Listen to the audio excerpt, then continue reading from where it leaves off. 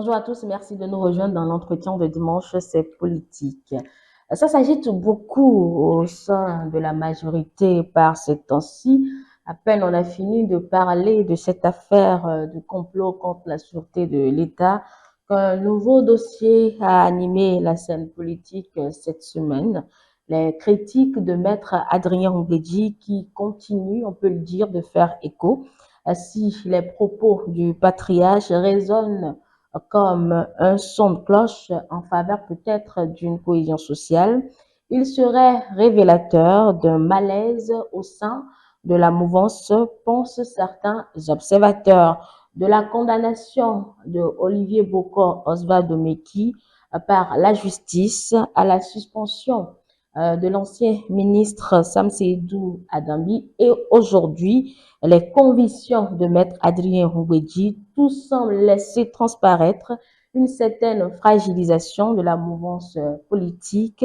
Les élections générales de 2026 approchent et la majorité, est-ce qu'on peut le dire, est à l'heure de vérité. Pour quelle sérénité au sein justement de cette majorité, nous voulons faire une lecture sociologique de tous ces événements ce matin avec notre invité, professeur Patrick Reynaud, sociologue politiste, enseignant-chercheur à l'Université d'Abou-Mekelavi. Professeur, bonjour. Merci d'avoir Bonjour, accepté notre madame. invitation C'est moi qui vous pour remercie. les échanges de ce matin. C'était presque sur le fil, hein, mais bon, vous l'avez accepté. Ah Merci oui, beaucoup pour la c'est disponibilité. moi. Alors, comme je le disais dans l'introduction, un peu comme j'ai planté le décor, il y a du mouvement au sein de la majorité. Sous quel prisme vous, de votre position, vous analysez ce remue-ménage? Merci. Je salue également les téléspectateurs. Je dirais que, effectivement, nous sommes en pleine marche vers 2026 et vous savez très bien que, à partir des élections générales qui vont être organisées, il va de soi que les différentes sensibilités politiques euh, puissent vraiment rivaliser d'intelligence pour se positionner. Mhm. Et les remue-ménages dont vous parlez s'inscrivent dans ce cadre parce que le curseur est posé sur 2026 et à partir de cet instant-là, nous voyons très bien que au sein de la majorité présidentielle, il y a que du point de vue de la Constitution, Mm. l'actuel président de la République n'est pas partant. Et donc, s'il n'est pas partant, il y a des velléités qui s'expriment. Mhm. Il y en a qui veulent aussi trouver leur position de pouvoir pour peser lourd dans la balance en 2026, à Mhm. l'occasion des élections générales de 2026, pour continuer à faire partie donc des hommes et des femmes capables de gérer le pays à un niveau ou à un autre à partir donc de 2026. Et donc, chacun essaye de se positionner et tous les coups sont permis pour avoir cette position assez déterminante pour 2026. Et je pense pour ma part que ce que nous notons ça et là est à verser dans les préparatifs assez actifs donc des élections générales de 2026. Alors, vous dites que tout cela participe à la préparation de 2026, mais on n'oublie pas un élément important. Les éléments, justement, ou les pratiques ont changé, d'autant plus que depuis 2018, nous sommes dans un système qui impose une certaine dynamique. Est-ce que, justement, ces acteurs ne vont pas contre cette dynamique, professeur? Oui, il faut dire déjà que la réforme du système partisan a cristallisé un peu les énergies Mhm. et nous avons vu que cette réforme n'a pas été partagée par tout le monde. Si vous prenez par exemple ceux qui se réclament de l'opposition, ils estiment que cette réforme est initiée justement pour les évincer de, du pouvoir, pour les évincer même de la course à la conquête donc du pouvoir d'État. Et vous avez observé depuis 2018 jusqu'aux élections de 2019 et tout toutes les querelles qu'il y a eu autour, c'est que déjà dans le camp adverse, c'est-à-dire le camp de l'opposition, la réforme ne passe pas très bien. Elle est désignée comme un élément d'exclusion. Dans le camp de la mouvance, c'est vrai qu'au départ, tous les acteurs de la mouvance ont prêté le flanc à l'émergence de cette réforme et à son application. Parce que justement, il se trouve que le chef de l'État, qui est le chapeau de tout cela, et a le dos assez large pour endosser un certain nombre de choses. Et donc, cela profite d'une manière ou d'une autre au parti de la mouvance présidentielle.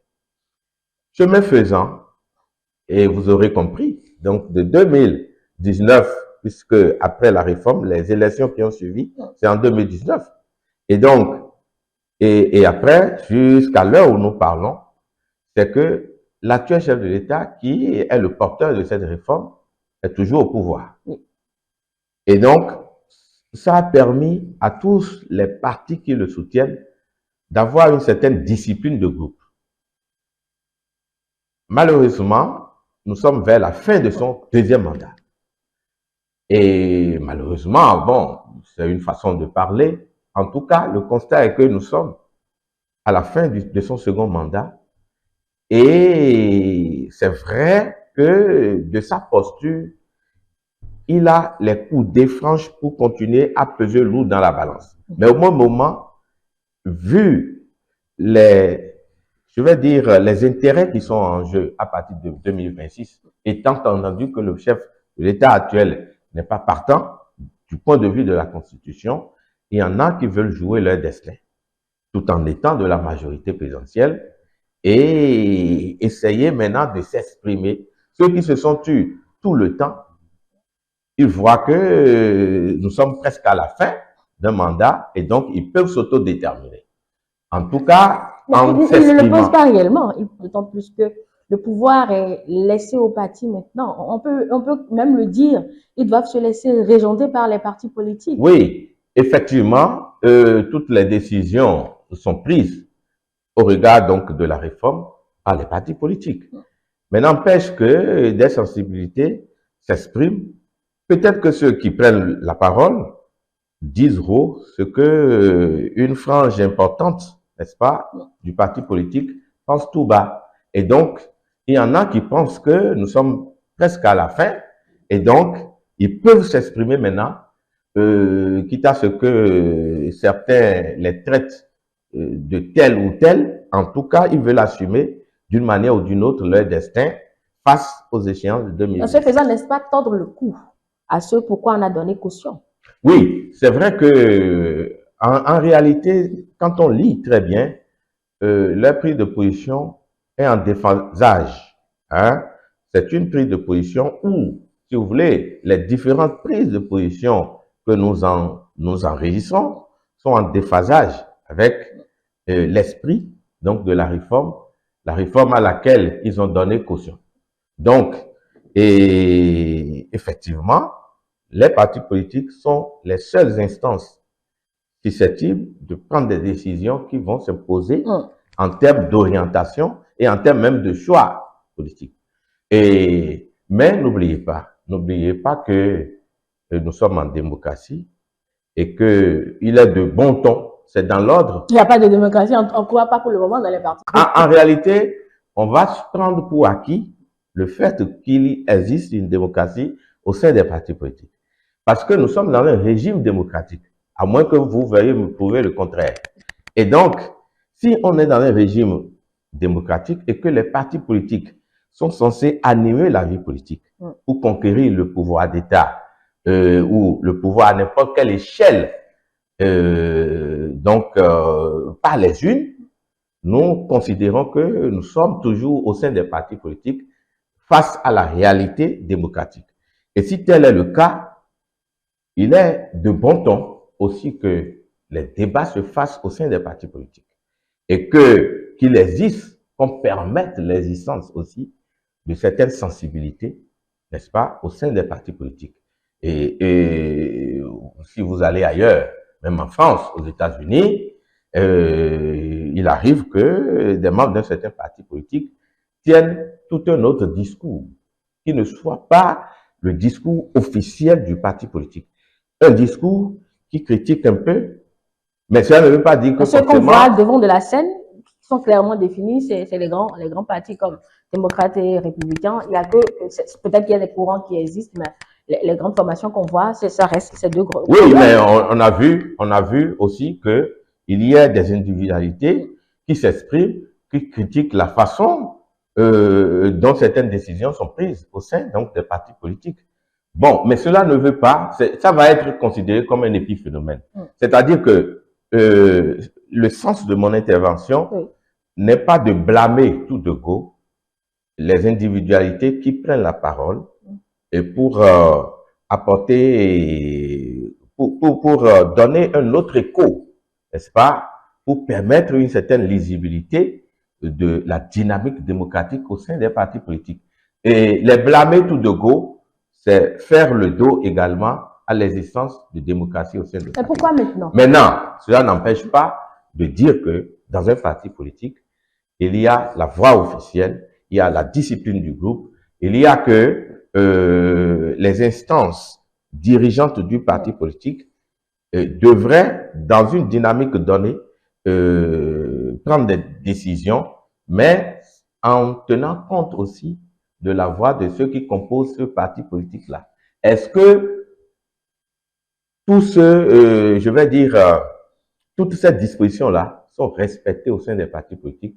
Moi, je ne suis pas membre d'un parti politique. C'est le débat. C'est le débat. Si c'est respecté et qu'il y a des individualités qui vont contre, cela pose un problème. Qui provoque le débat, concrètement? Est-ce que ce sont ceux qui se sentent frustrés ou les responsables de parti qui met le sujet sur la table? Tout le monde au sein d'un parti politique peut être initiateur, donc, d'une réunion.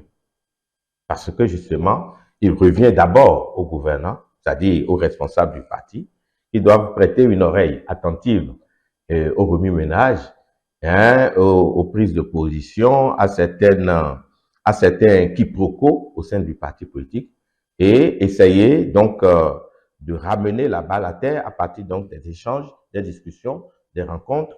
Mais au même moment, des individualités peuvent aussi se référer aux gouvernants, c'est-à-dire aux responsables du parti politique, pour exprimer en quelque sorte leur désapprobation par rapport à un certain nombre de choses et susciter le débat. En tout cas, les dirigeants d'un parti politique, tout dirigeant d'un parti politique doit être attentif à ce qui ne va pas au sein de son parti politique et faire en sorte que la vie reprenne. Et pour que la vie reprenne, il faut échanger, il faut dialoguer, il faut discuter avec tout le monde. C'est vrai que en faisant cela, on en arrive à une certaine rigueur aussi, qui veut que ceux qui organisent la fronde au sein d'un parti politique soient sanctionnés parce que les règles qui régissent le fonctionnement d'un parti politique, à savoir les statuts et le règlement intérieur, en disent long sur le processus engagé contre un militant qui s'est comporté d'une manière désobligeante et donc ce processus-là de sanction va donc d'un rappel à l'ordre, du blâme jusqu'à l'exclusion. Et donc il faut faire le débat et chaque militant doit pouvoir s'approprier, n'est-ce pas, les textes qui régissent son parti politique et faire en sorte que, de commun accord avec les dirigeants, il y ait une certaine harmonie du groupe, une certaine discipline du groupe qui veut que l'on sente, n'est-ce pas, au sein donc de ce parti politique, il y a une voix qui porte, il y a une certaine, je vais dire, harmonie, solidarité, harmonie qui règne et qui vont d'ailleurs faire que le parti sera respecté aux yeux donc des autres. Bon, on ne va pas apprendre aux responsables de partis comment diriger leur formation politique, mais en réagissant par exemple en fin de semaine, l'Union progressiste, le renouveau, par rapport aux propos d'Adrien Mbedji, a laissé entendre qu'il faudrait laisser de côté les intérêts personnels pour, bien évidemment, les intérêts communs. Et quand vous dites demander à ce que, au sein des formations politiques, qu'il y ait des discussions et autres, on va régler les problèmes individuels. Bon, jusqu'à quand, professeur Patrick Renou? Est-ce qu'il n'y a pas justement un peu d'individualisme dans ces frustrations? Je vais partir de l'intervention de Maître Adrien Mbedji. A priori, on dira, quand on l'écoute, puisqu'il est membre de l'UP Le Renouveau, quand on l'écoute, on peut lui faire l'observation que son propos n'est pas venu à point nommé, ou le cadre qu'il a choisi pour s'exprimer ne convient pas, parce que justement, si il est membre de l'UP Le Renouveau et qu'il a des préoccupations, parce qu'il estime que le PRD a adhéré, n'est-ce pas, à l'UP Le Renouveau, et le PRD continue de constituer une certaine sensibilité au sein du parti. Ça, c'est un autre débat. Mais en réalité, son propos doit être tenu vis-à-vis des responsables du parti politique auquel il appartient pour que le débat se fasse à l'interne. Ça, c'est ce que j'appelle la discipline du groupe. Deuxièmement, il ne faut pas perdre de vue le statut de Maître Adrien Mbedji. Maître Adrien Mbedji, est-ce qu'il mérite d'être considéré comme un simple militant au sein de l'UP Le Renouveau? En tout cas, de sa posture, certainement qu'il estime qu'il peut prendre la parole et dire certaines choses. Peut-être qu'il a tenté, je n'en sais rien, peut-être qu'il a tenté d'engager le débat déjà et qu'il n'a pas eu gain de cause et il a estimé qu'il faut continuer à plaider de cette façon. Donc, l'un dans l'autre, je dirais deux choses. Premièrement, pour me résumer, que la discipline du groupe lui impose d'avoir assez de retenue et de ne pas s'exprimer sur ces questions assez sensibles dans l'opinion publique, dans l'espace public. Ça, le débat doit pouvoir se faire directement avec les responsables de son parti politique. Deuxièmement, de sa posture, donc de son statut, il peut estimer qu'il n'est pas un militant comme tous les autres et qu'il a une certaine légitimité à prendre la parole dans l'espace public et à dire ses désapprobations face à un certain nombre de comportements politiques. Et je pense que c'est la deuxième posture qu'il a dû adopter et qui a créé tout ce que nous avons entendu, que ce soit du côté donc du porte-parole du gouvernement, que ce soit du côté d'autres acteurs politiques, et qui l'ont pratiquement vitriolé, verbalement. J'ai estimé quand même que c'est des propos assez forts. La réaction de Maître Adrien Mbedji ne devrait pas autant susciter, n'est-ce pas,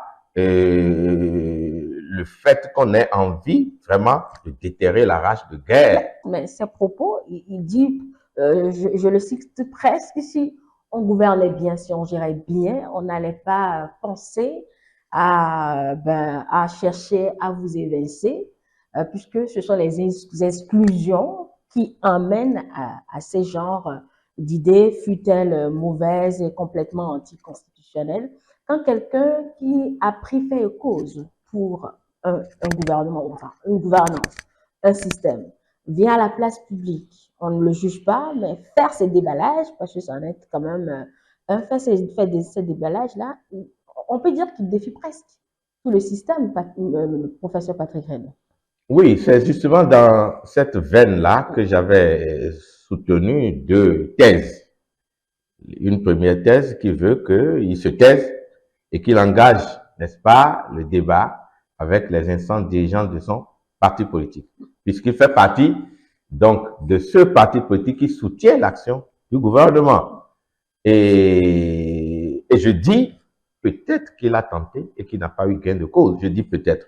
Je n'ai aucun contact particulier avec Maître Adrien Mbedji. Je le connais comme tout autre. Donc, il peut avoir engagé la discussion sans avoir gain de cause. Deuxièmement, c'est que la discipline du groupe lui impose, n'est-ce pas, de ne pas se prononcer sur ces questions éminemment sensibles. Mais cela dit, lorsque j'évoquais à l'entame de cette émission les conditions dans lesquelles la réforme a été votée, si vous questionnez très bien, Maître Adion Ngouedi, lui-même, bon an, mal an, a dû adhérer à la réforme. Non, pas bon an, mal an, il l'a appelé. Je dis, il l'a appelé de toutes ses forces. Je dis bon an, mal an, parce qu'il faut considérer un peu aussi l'histoire du PRD, et donc, qui à un moment donné s'est senti également évincé. En tout cas, moi, je suis en train de rappeler l'histoire politique pour attirer l'attention sur les rancœurs qui peuvent être celles de Maître Adrien Ngouedi, quand bien même il a adhéré publiquement, n'est-ce pas, à l'UP Le Renouveau. Et comme je rappelais les conditions dans lesquelles la réforme a été initiée, discutée et votée, j'ai évoqué très rapidement également la posture qu'avaient adoptée ceux qui se réclamaient de l'opposition à l'époque. Oui. Et donc, vous voyez très bien que la réforme du système partisan, pour être objectif sur la question, effectivement, a été considérée comme un passage un peu en force. Ah, oui. Vous le pensez aussi? Ah, mais en questionnant les acteurs et en observant le comportement des acteurs, on ne peut que aller dans ce sens. Mais qu'est-ce qui est si compliqué? Peut-être que de notre position, on a du mal à voir la complexité de la chose. Qu'est-ce qui est si compliqué dans cette réforme pour qu'on ait autant de mal? Il y a eu beaucoup de choses. Si vous avez suivi les interventions publiques des opposants, vous avez compris le parrainage, n'est-ce pas, le quota. Il y a plein d'éléments. Est-ce que vous voyez plein d'éléments qui ne sont pas faciles à obtenir? Rien que le quitus fiscal à l'époque, c'était pas de la blague. Et on a vu. Bon, le quitus fiscal, il faut juste être à jour par rapport Mais je suis en train de rappeler un peu donc, que la réforme, effectivement, on en avait besoin. On avait besoin de la réforme. Mais je suis en train de questionner un peu les conditions dans lesquelles cette réforme-là a été votée. Et je vais dire la cristallisation, n'est-ce pas, des positions qu'il y avait eu et qui avaient donné libre cours à des crises politiques. Il ne faut pas qu'on passe un coup de chiffon sur l'histoire politique. Et donc, moi, je rappelle cela pour montrer un peu que, effectivement, chemin faisant, la réforme s'est imposée, mais elle s'est imposée du fait de la détermination du chef de l'État, qui avait voulu que cette réforme-là soit appliquée. Et donc, n'eût été sa détermination, on n'aurait pas obtenu, n'est-ce pas, l'application de cette réforme-là en l'état. Mais ce n'est pas parce que la réforme s'applique qu'il faut oublier très vite, n'est-ce pas, les conditions dans lesquelles cette réforme a été votée et oublier également les implications de cette réforme-là dans le vécu des acteurs politiques. Et donc, en rappelant cela, ce n'est pas que on doite une certaine frange des acteurs politiques pour les amener à regretter un certain nombre de choses. Non, ce n'est pas la question.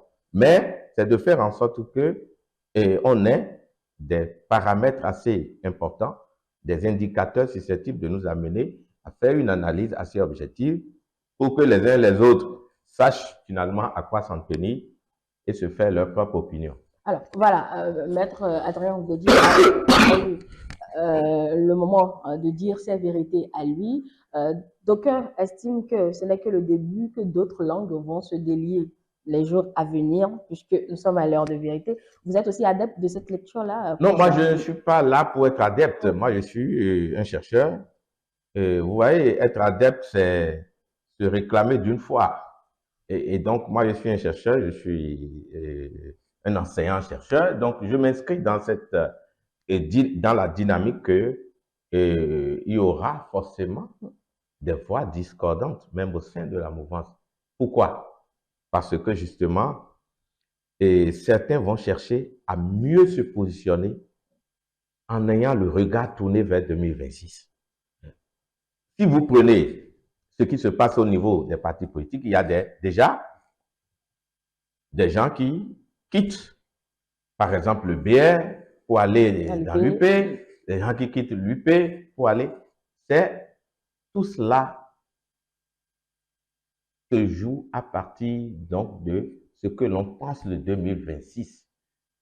Si certains, dans un parti politique, estiment qu'ils ne sont pas en position vraiment d'avoir à dire leur mot dans le choix des dirigeants 2026 et qu'ils sont mal traités, relégués au dernier rang, alors que c'est des gens peut-être qui avaient apporté la preuve de leur expérience politique et qui ont eu à occuper des postes de responsabilité aussi au sein donc du pouvoir.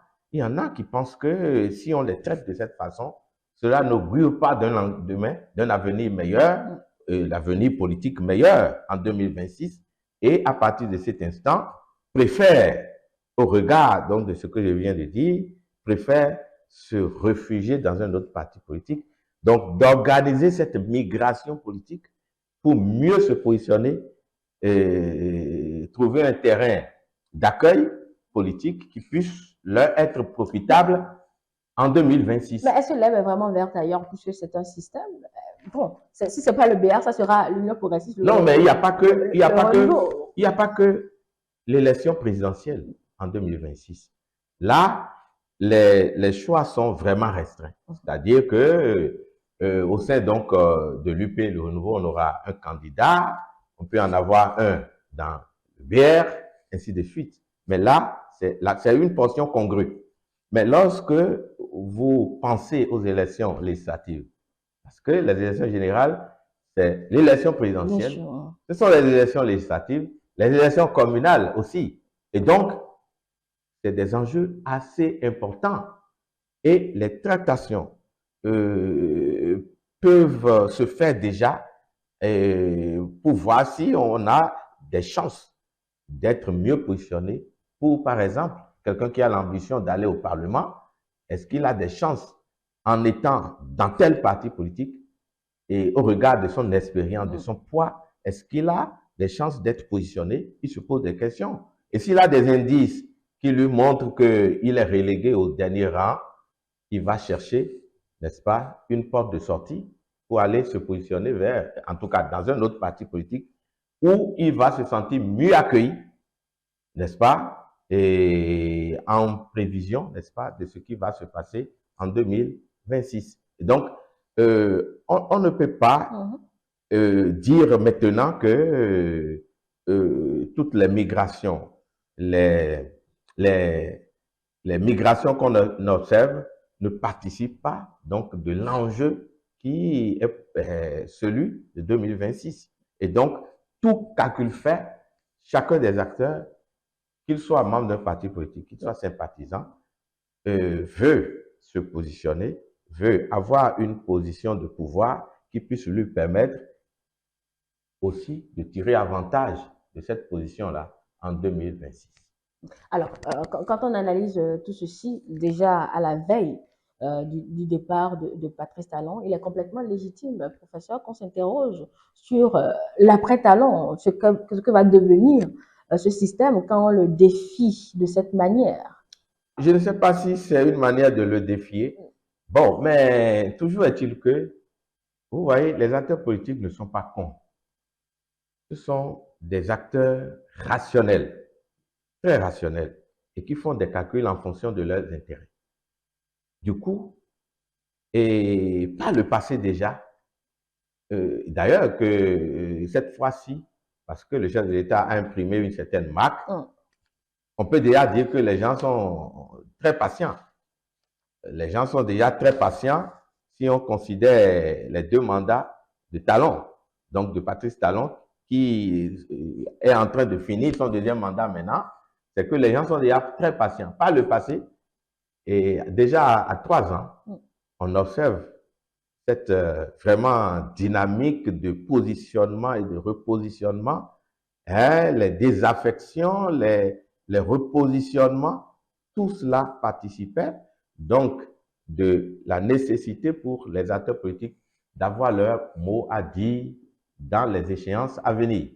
Mais le chef de l'État actuel avait déjà annoncé les couleurs pour dire, lui, il veut que les partis qui le soutiennent, de façon générale, lui donnent les coups de franche pour qu'il finisse en beauté son mandat et que les calculs politiciens ne viennent pas perturber un peu le cours de l'action publique.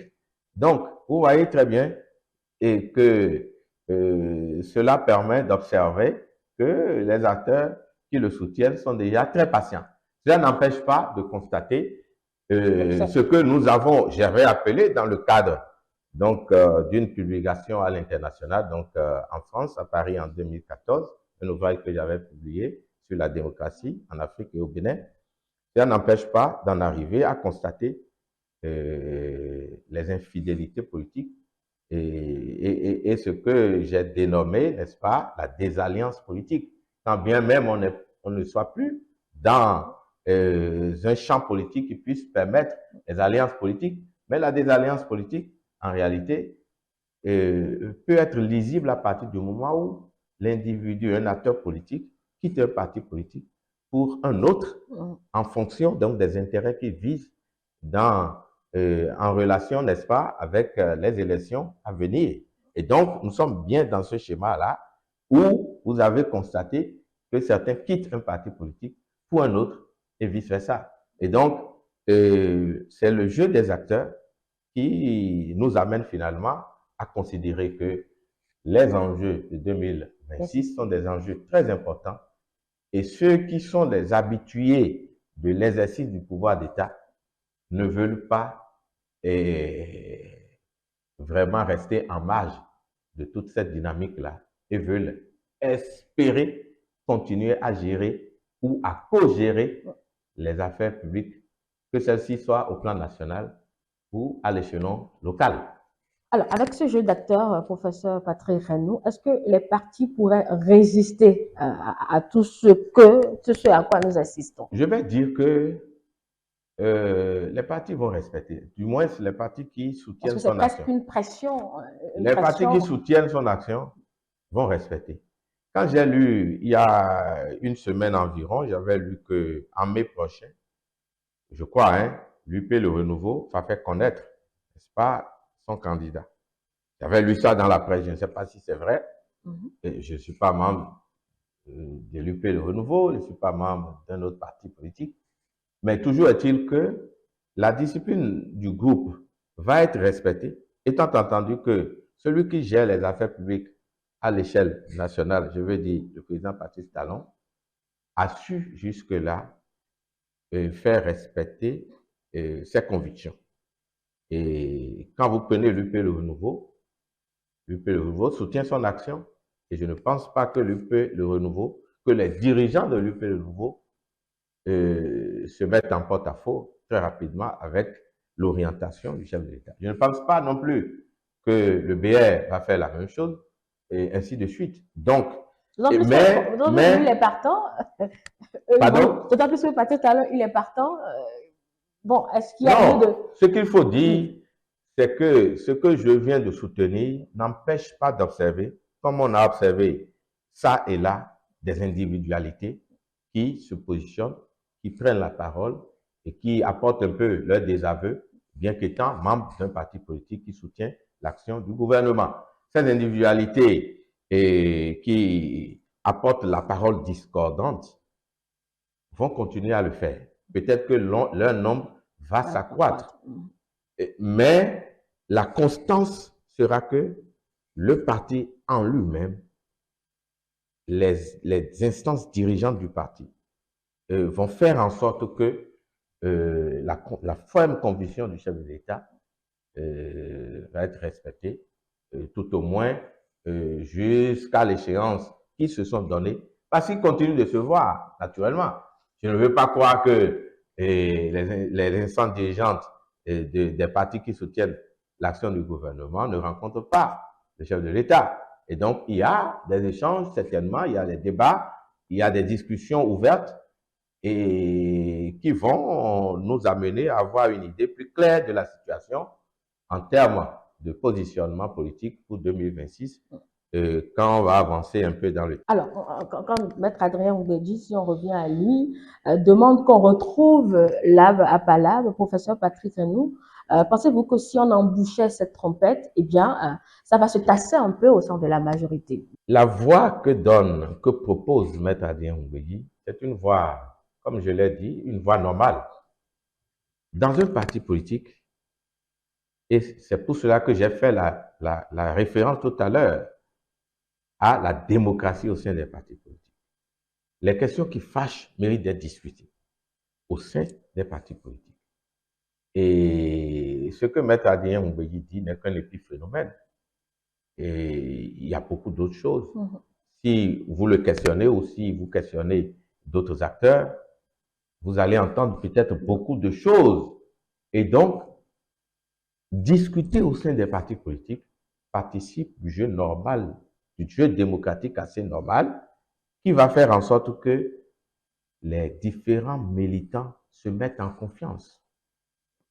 Parce qu'en réalité, le parti politique, c'est un groupement d'hommes et de femmes. Et ce groupement a un idéal à défendre. Mais pour réaliser cet idéal, a besoin de ratisser l'âge. Donc, de trouver des hommes et des femmes qui partagent cet idéal-là. Et c'est ça l'animation de la vie politique.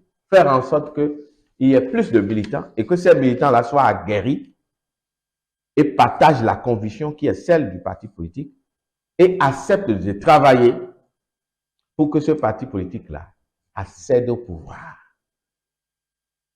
Les partis politiques qui ne sont pas au pouvoir actuellement, je veux parler des partis de l'opposition, c'est aussi leur rôle de travailler à ce qu'il y ait, n'est-ce pas, des alternances, pardon, des alternatives, puisque ce sont ces partis politiques-là qui optimisent les alternatives aux yeux de ce que Emmanuel Domplier appelle les citoyens électeurs.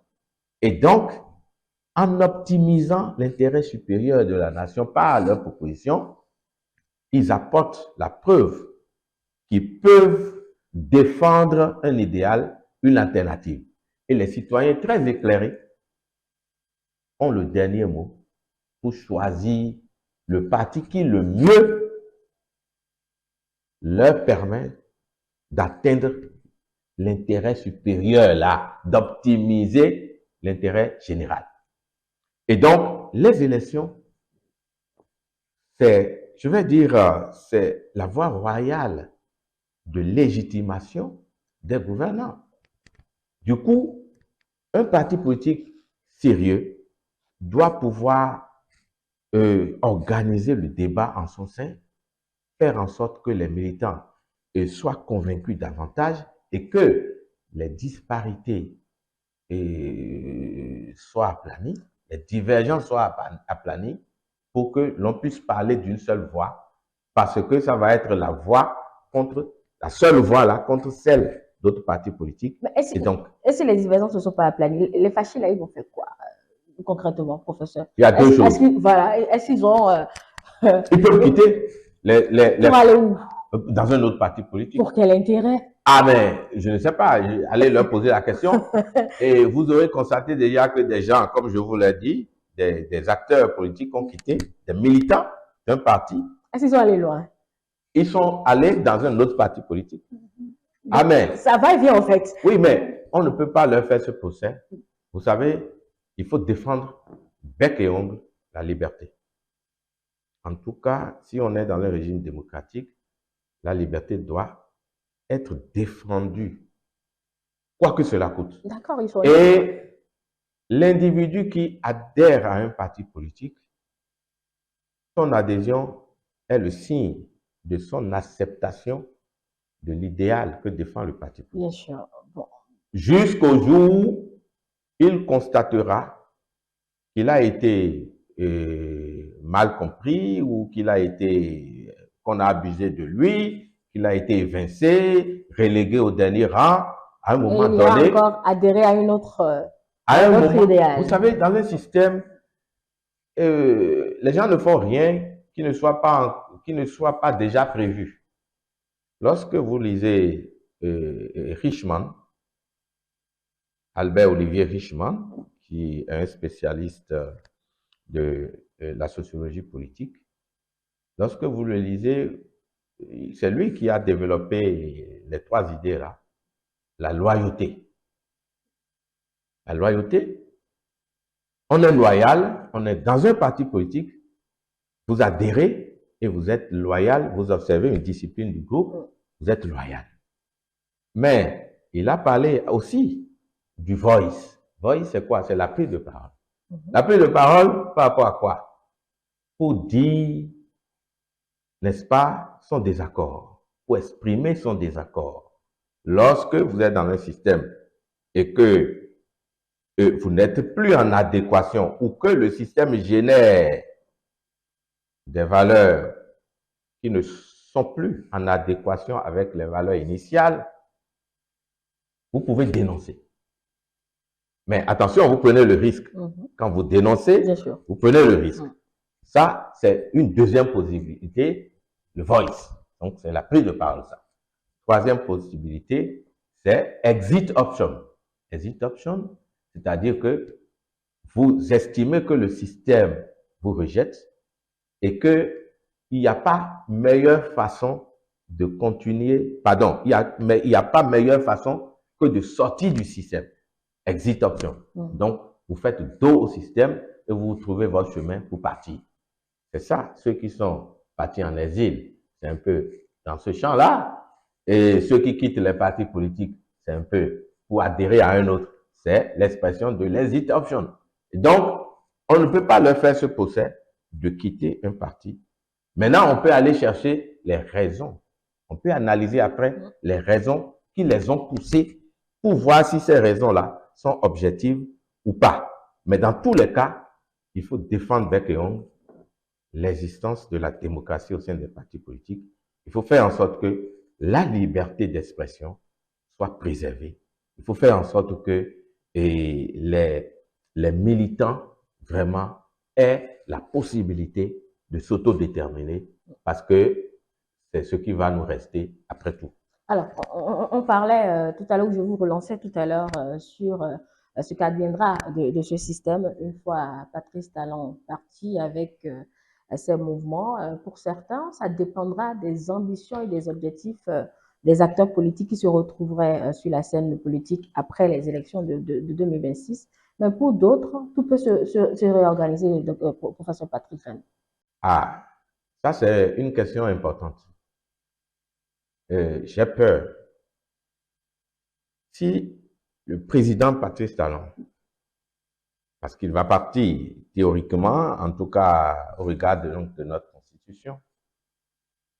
On peut dire que c'est grâce à lui que ça a tenu jusqu'à... Comme je l'ai rappelé, c'est grâce à lui qu'on en est arrivé à la mise en application donc, de cette réforme-là. Mais comme je l'ai souligné, cette réforme ne profite pas à tout le monde.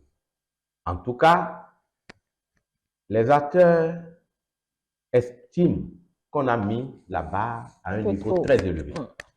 Du coup, si le président Patrice Talon n'est plus dans le système politique après 2026, plus au devant de la scène, peut-être qu'il peut rester à l'ombre. Oui, je dis s'il n'a plus les ficelles en main, parce qu'on peut quitter le pouvoir et avoir des ficelles en main. S'il n'a plus du tout de ficelles en main, s'il quitte les affaires politiques une fois pour toutes, c'est pas évident, parce que moi, c'est l'analyse que je fais, c'est pas évident que cette réforme résiste à l'usure du temps. Parce que justement, elle porte assez d'éléments. Je ne veux pas qualifier ces éléments, mais porte assez d'éléments que tout le monde ne partage pas. Donc, ils iront encore réviser. Il n'y a que ça. Mais c'est ça ce que je vous dis. C'est pas évident. Cette réforme, comme bien d'autres réformes, je dis bien, cette réforme, comme bien d'autres réformes, ne résisteront pas à l'usure du temps. Et donc, mais s'il continue de tenir les ficelles, il va influencer le jeu politique et ça peut faire en sorte que la réforme résiste. Mais il arrivera un moment, si ça prend corps, effectivement, et que chacun arrive à se l'approprier, et que dans la durée, cette habituation vraiment s'enracine, c'est vrai, elle va continuer. Mais s'il quitte les affaires et qu'il n'a plus de ficelle en main, j'ai peur que la réforme s'estompe ou tombe en désuétude. Donc, on reviendra encore en Non, je dis, arrière. je fais des Oui, oui, analyses. justement, je reste toujours dans votre analyse, ou même si vous voulez, dans vos hypothèses ou suppositions.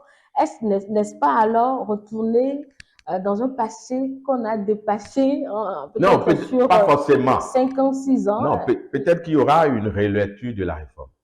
Peut-être. Moi, je n'en sais rien. Bien sûr. Moi, j'évoque des hypothèses.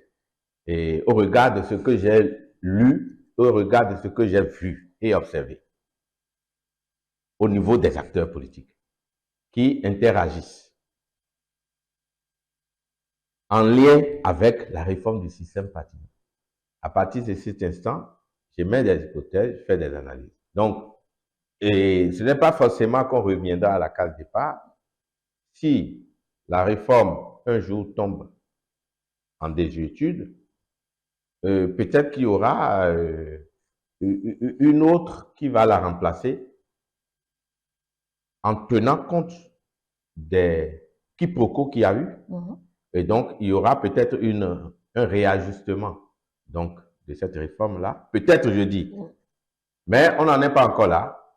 Il faut bien que, pour que ces conditions-là soient réunies, comme je l'ai dit, il faut que, forcément, le chef de l'État actuel, après 2026, n'ait plus de ficelle en main. S'il a de ficelle en main, il va continuer à influencer le jeu et il va veiller à ce que la réforme se poursuive. Bien sûr.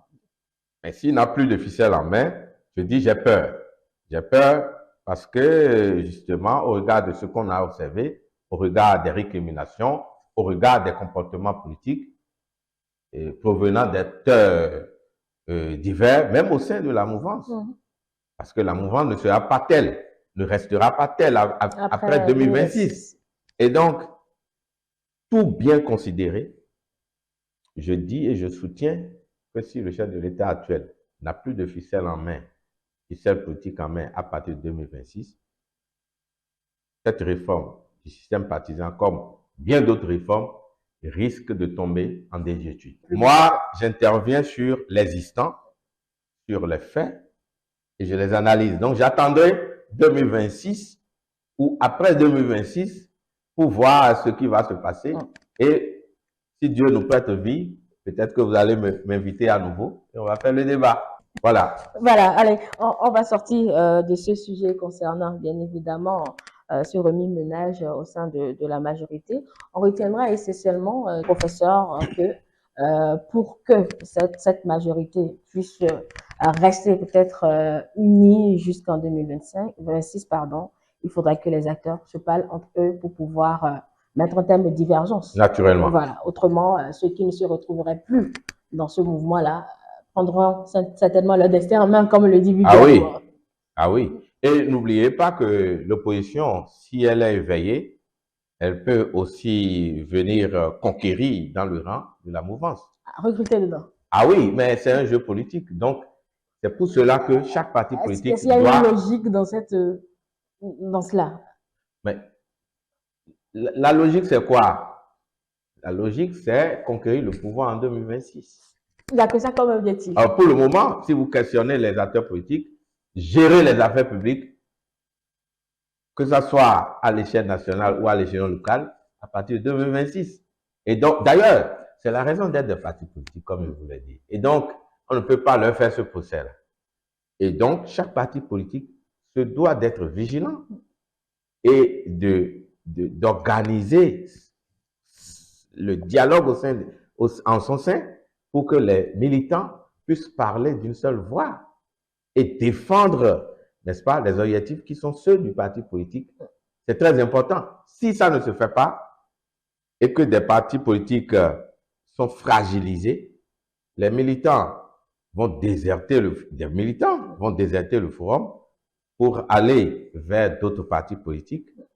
Et je crois que quand il y a cette porte-là qui est ouverte, même l'opposition peut venir conquérir, comme je l'ai dit, au sein donc de la mouvance. Ça peut vous paraître surréaliste, mais si vous le soutenez, c'est que vous perdez de vue, n'est-ce pas, la dynamique qui est celle donc des partis politiques, qui est celle de la conquête même du pouvoir d'État, et qui va faire en sorte que il y ait des jeux, n'est-ce pas, au sein donc des acteurs politiques, faire en sorte qu'il y ait ce croisement-là, hein, pour que la migration puisse gonfler le rang d'autres partis politiques.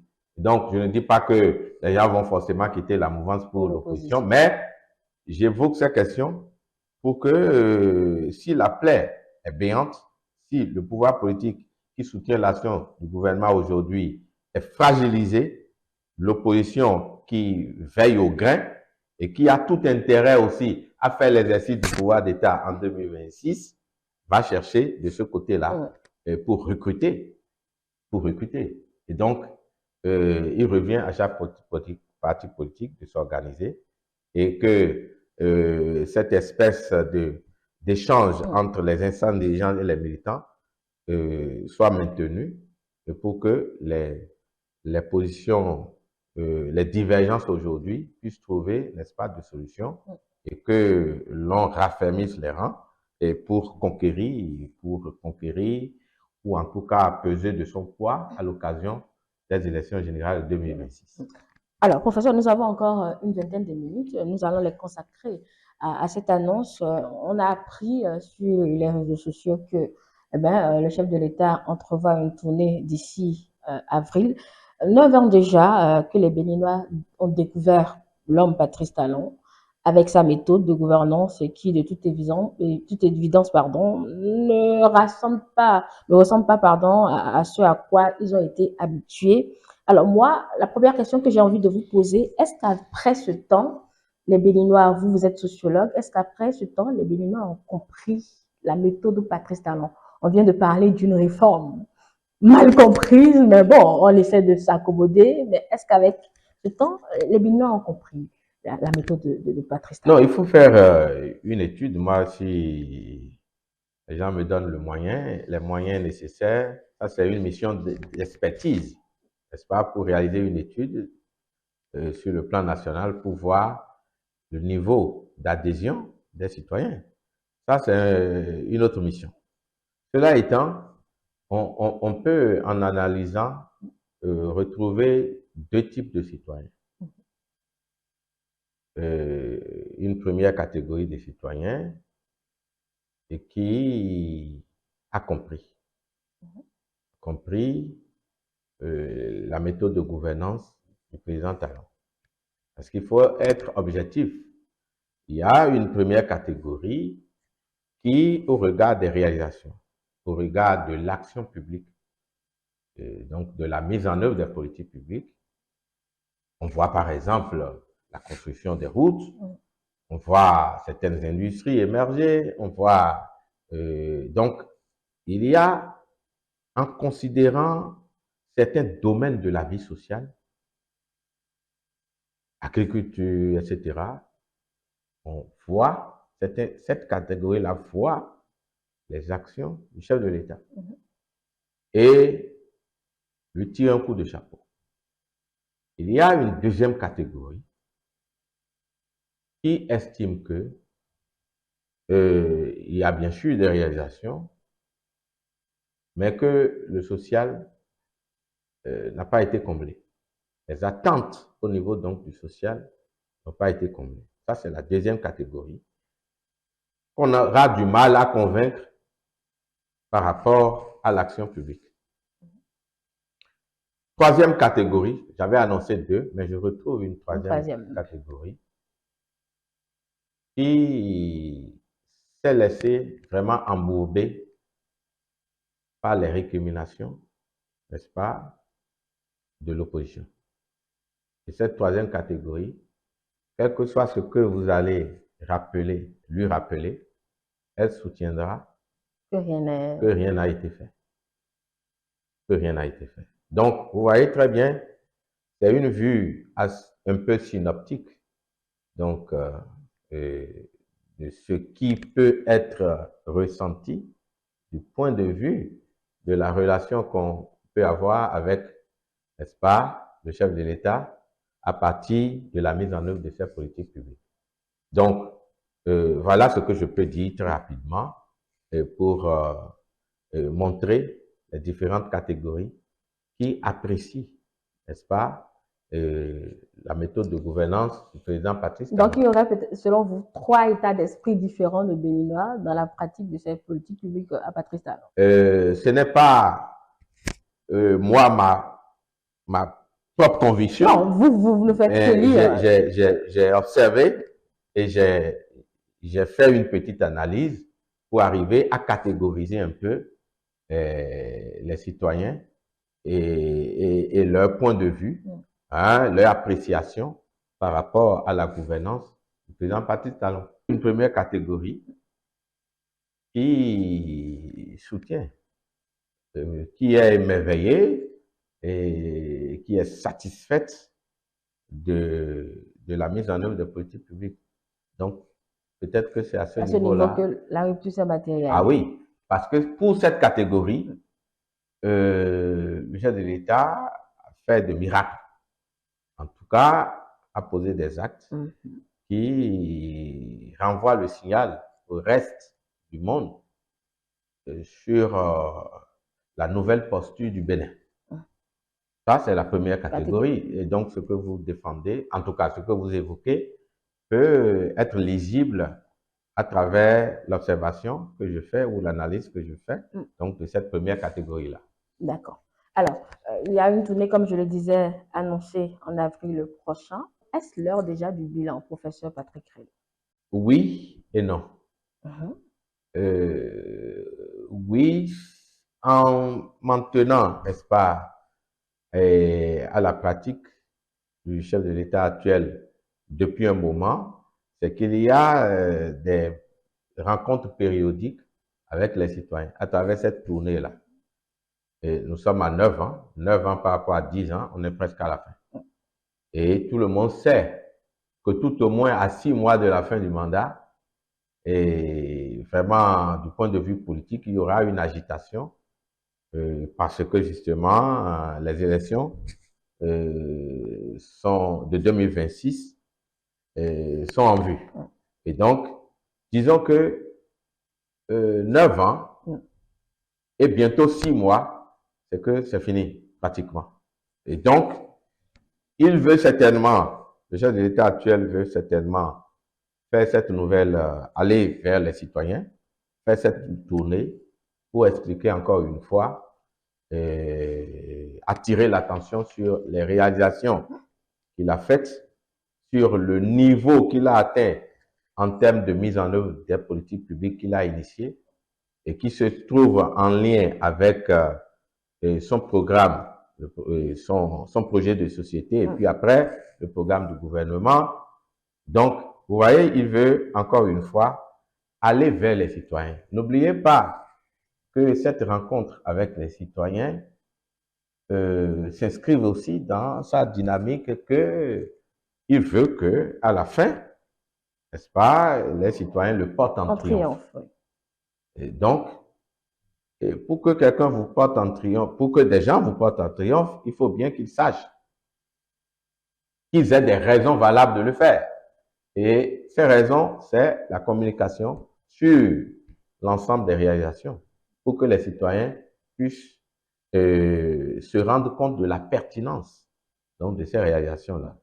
Donc, c'est dans cette logique-là que le chef de l'État a commencé depuis un moment ces rencontres périodiques avec les citoyens en faisant le tour. Donc, nous sommes à 9 ans. On n'en a vu qu'une seule, hein, celle de 2021.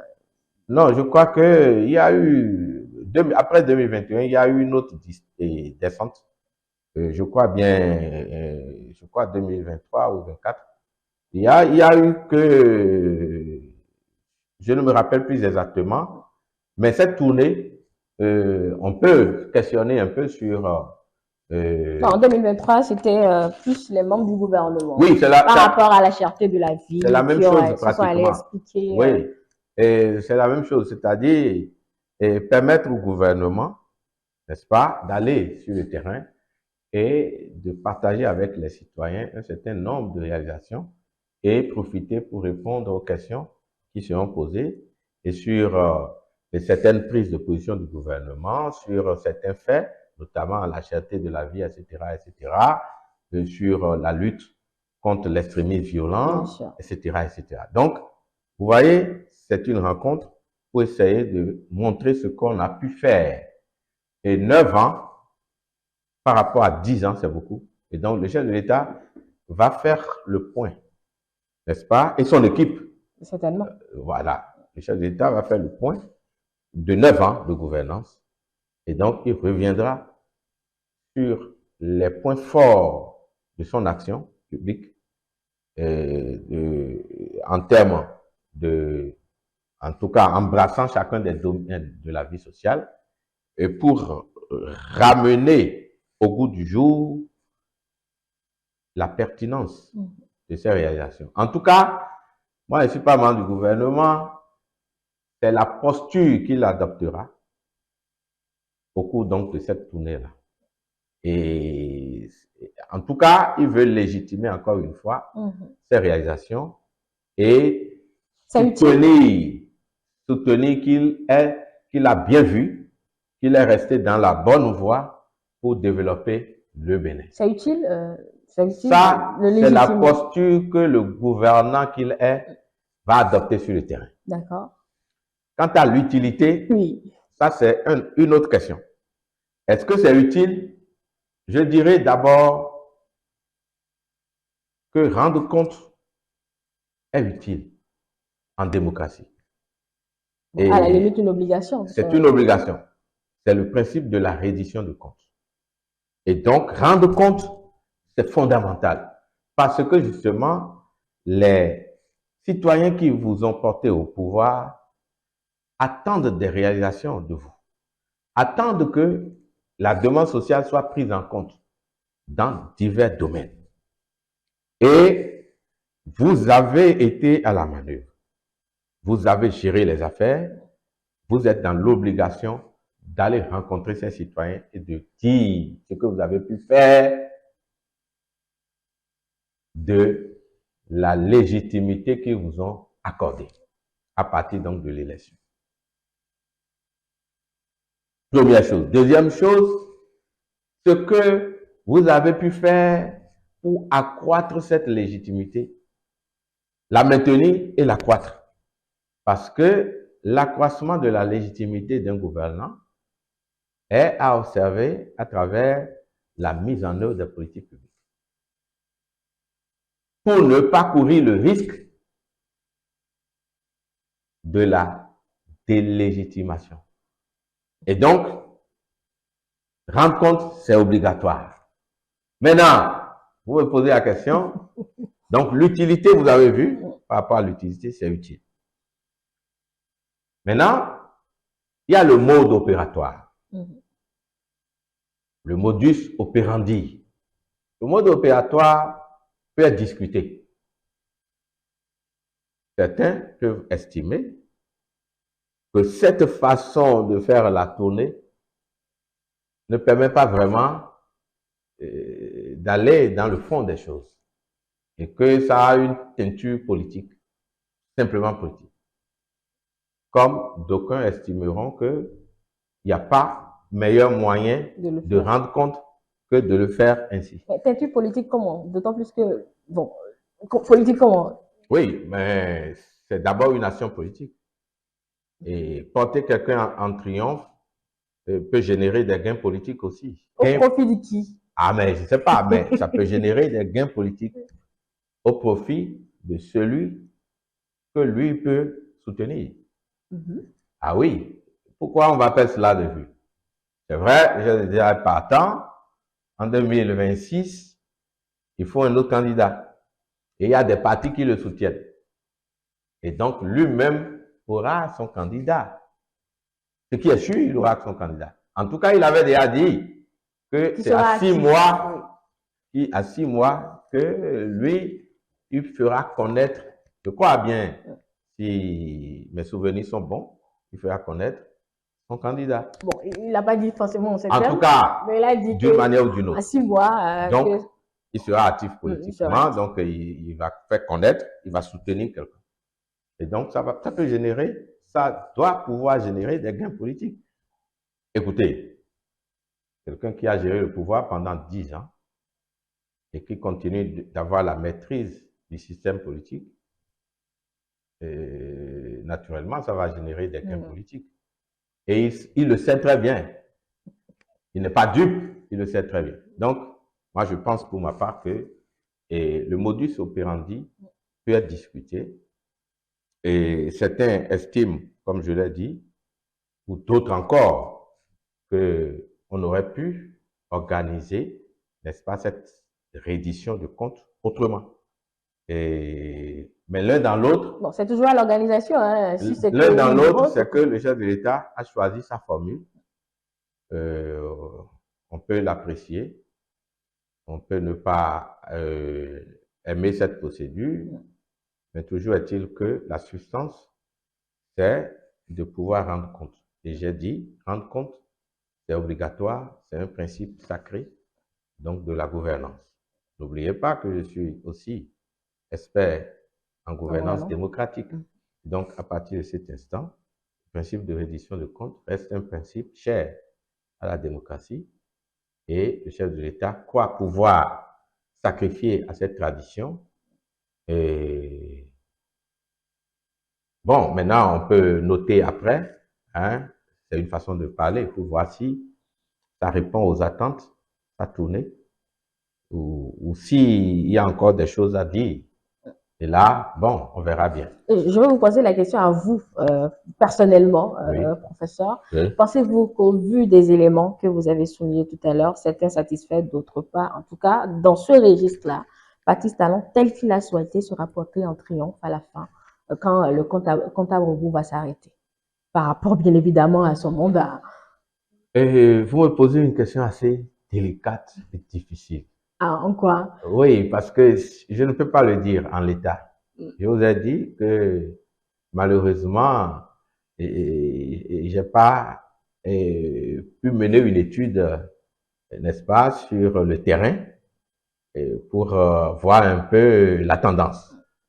Mais toujours est-il qu'au regard donc de l'observation politique, du comportement politique des acteurs et des citoyens tout court, j'ai pu relever des points importants et je suis parvenu quand même à catégoriser un peu. Et donc, la question que vous me posez est une question assez délicate à laquelle je ne saurais répondre. Parce que justement, je ne sais pas, je ne peux pas le dire s'il sera porté en triomphe. Mais toujours est-il qu'il sera porté en triomphe par cette catégorie-là que j'ai évoquée, c'est-à-dire que ceux qui se retrouvent complètement dans voilà, ce n'est pas 2 personnes, ce n'est pas 10 personnes, donc c'est aussi un groupe important. Et donc, porter quelqu'un en triomphe, c'est un groupe qui porte en triomphe. Et donc, ça peut ne pas être tous les groupes, d'ailleurs ça ne peut pas être tous les groupes, si vous vous en tenez à la catégorisation que j'ai faite, mais toujours est-il qu'il y aura une frange, n'est-ce pas, qui va forcément le porter.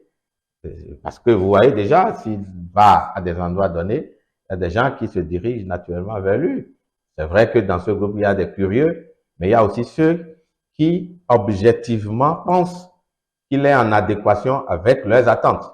Et donc, mais si vous me demandez s'il sera porté de façon générale par toutes les franges, donc voilà la réponse que je peux vous faire. Et que je prends d'ailleurs, d'autant plus que vous le programmez, vous n'avez pas fait d'études là-dessus.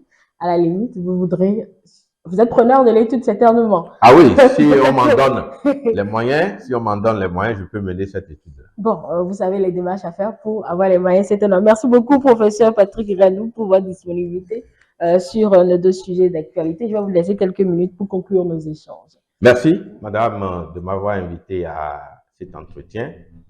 Et il faut dire globalement que nous sommes au Bénin et que nous sommes pratiquement à la croisée des chemins, si je pense à 2026. Mais tout cela ne peut se faire que lorsque l'on a le regard tourné vers les exigences démocratiques. Cela suppose que il faut prendre le temps d'organiser des élections vraiment libres, régulières et sincères pour que, à la fin du processus, tous les acteurs soient tombés d'accord de la vérité sur ce qui concerne la vérité, en ce qui concerne, pardon, la vérité de l'une. Et c'est très important pour que l'on n'assiste pas, n'est-ce pas, à des prises de position qui remettent en cause la sincérité du vote. Donc, c'est très important pour moi que le jeu démocratique continue d'être mené et que tous les acteurs soient satisfaits de la tenue de ce jeu-là. C'est très important pour le rayonnement du Bénin parce que tout le monde nous attend au carrefour de 2026. Et je pense, pour ma part, que ça soit la mouvance ou l'opposition, les partis politiques qui se retrouvent dans les deux camps devraient pouvoir avoir dans leur viseur l'essentiel à défendre et dans la quiétude vis-à-vis, donc, dans le respect des tests et pour que l'on ait des élections dignes du nom, pour que s'il y a d'autres gouvernants qui sont installés en 2026, que ces gouvernants-là aient aussi l'obligation, se disent qu'ils ont l'obligation, n'est-ce pas, de faire en sorte que l'intérêt général soit préservé parce que notre Bénin a besoin de travailler, d'aller de l'avant, de se développer pour que les jeunes puissent trouver de l'emploi. C'est très important pour que la couche juvénile soit mieux encadrée et que l'on travaille à l'émergence du pays. C'est très important de mon point de vue. Et c'est ce que nous allons viser pour 2026.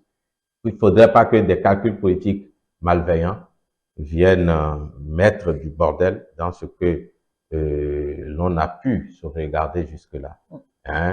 Et c'est ce que moi je pense comme étant mon appel en direction des acteurs politiques pour que la vie démocratique puisse être préservée, puisse se mener, puisse se mettre en mouvement. Voilà. Merci beaucoup à vous, professeur Patrick Ranou. Vous êtes sociologue politiste, enseignant-chercheur à l'université d'Abomey-Calavi. Avec vous, nous avons abordé ces questions, ce remue-ménage au sein de la majorité à quelques enclabus donc des élections de 2026. Nous avons essayé de comprendre le jeu des acteurs et essayer de faire des projections justement pour la suivi de cette réforme qui semble compliquée à l'application. Nous avons fini sur cette tournée annoncée de Patrice Talon donc pour faire le tour des 77 communes du Bénin à la veille de la fin de son mandat. Nous nous sommes intéressés à l'opportunité, à l'utilité également. Et je vous ai interrogé s'il sera réellement porté en triomphe.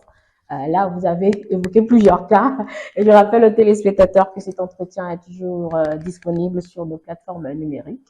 Notre site internet, www.etelebenin.com, notre page Facebook Etele en direct, notre chaîne YouTube Etele Bénin. Et vous pouvez nous suivre aussi sur notre application Etele Bénin. Cet entretien, eh bien, nous vous le proposons depuis le studio François-Xavier en Limemont. Merci de nous avoir suivis. Je retrouve les collègues donc pour le débriefing. À tout à l'heure.